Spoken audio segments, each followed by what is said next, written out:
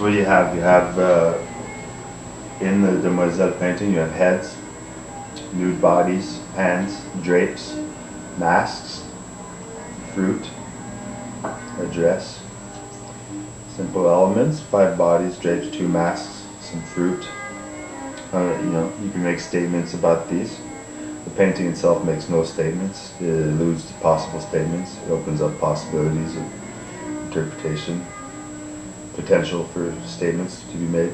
It's like a door, an opening before discourses that come afterwards about the painting, so it could be seen as a form of revelation, which if you look back at revelations in the biblical times of prophetic revelations, unveiling of like aletheia, kind of Heidegger,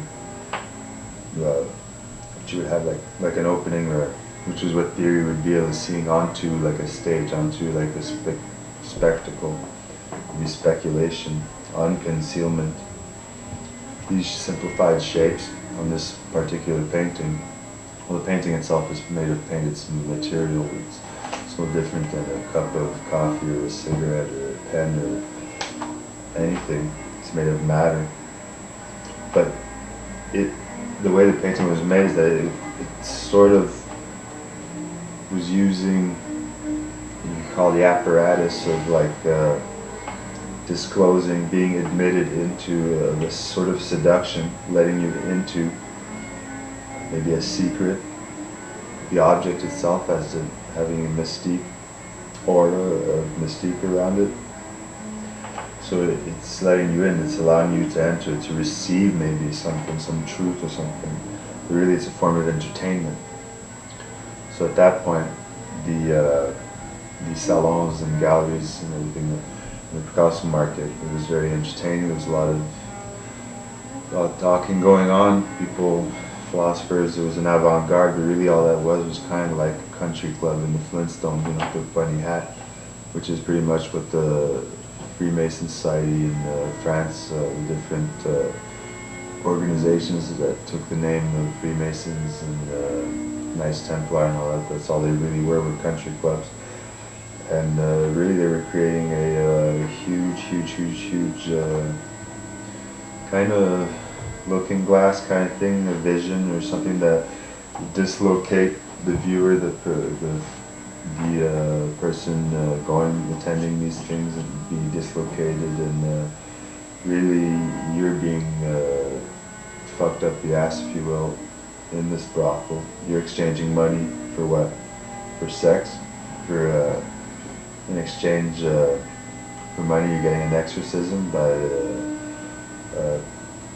Picasso, fucking you up the ass, and fucking French nationalism up the ass with an unclothed, bare, nude prostitute painting. That's a beautiful theory, kind of like Las Meninas.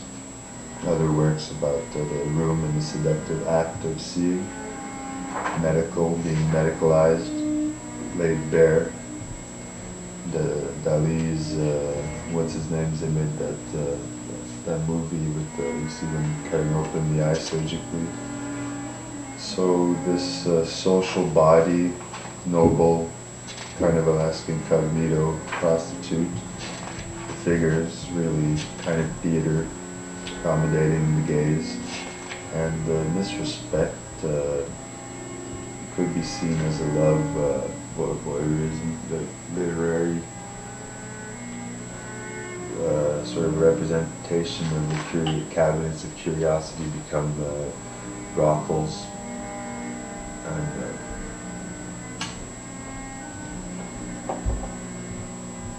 all in the name of the holy dollar.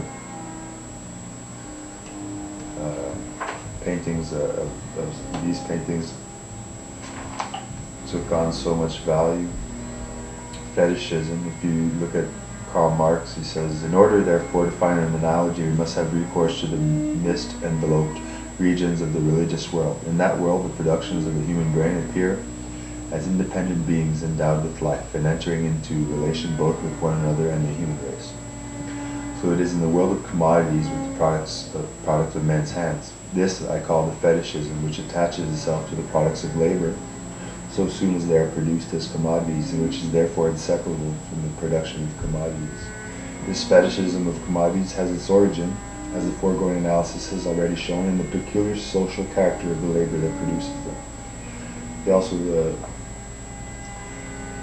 also says that value, therefore, does not stalk about with a label describing what it is. It is value, rather, that converts every product into a social hieroglyphic. Later on, we try to decipher the hieroglyphic to get behind the secret of our own social products, for to stamp an object of utility as a value is just as much a social product as language. Then you can get into Baudelaire and also Walter Benjamin's archaic project. Derrida writing on the factory and writing text in Mark. The mark, Demoiselle, is constituted of marked signs, circulation, upon deception, production. That's one of the aspects I'm trying to get at. And yeah, so there's a lot to be said about the subject matter, the prostitutes, whatever, in the sort of has naked problems, white numbers on a blackboard, the search, worship of sacred geometry, turn of the century conceptions of the black continent of Africa, vegetarian postmodernism, Orientalism and primitivism, the near and the far, degeneration, dégénérescence in physical anthropology, the diagnosis of the state of degeneration in consumer society using anthropological measures of skull shapes and stuff. Naked figure as a rock, sex as nature.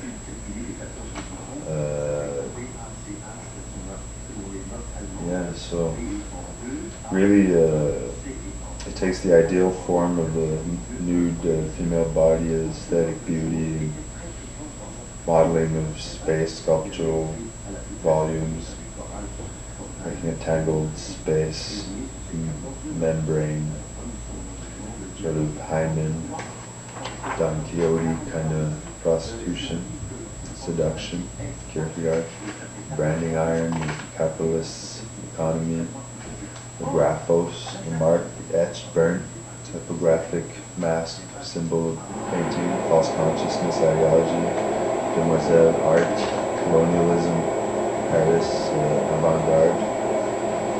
So that the demoiselle and cubism and all the modernist art that was said to be inaugurated by Picasso is nothing more than a chronotope, if you will, in a historical novel of pirates in their captivity, of the viewer and aesthete, of the neophyte of modern art being of marriageable age, if you will, and being sold into slavery, disguising his or her identity to become a voyeur of exotic cultures, as we have seen with the voyeuristic, irreversible meeting, contact with, proximity to the far east, the Baghdad made flesh, assimilated, contraction, contract made, the abject Iraqi leader hanged, and reflecting our assimilation using the old Mesopotamian imperial style, pre-Akkadian imperial style of settling and dispersing the population to be assimilated. And what happens is a sort of synthesis, you call it granular synthesis. It's granulation. It's has a lot to do with sandy earth, you know, ashes to ashes, the crumbling granular thing, the dark earth. So yeah, that's about it. The femme fatale became a realist naked prostitute. And we measured her skull. She was a big one.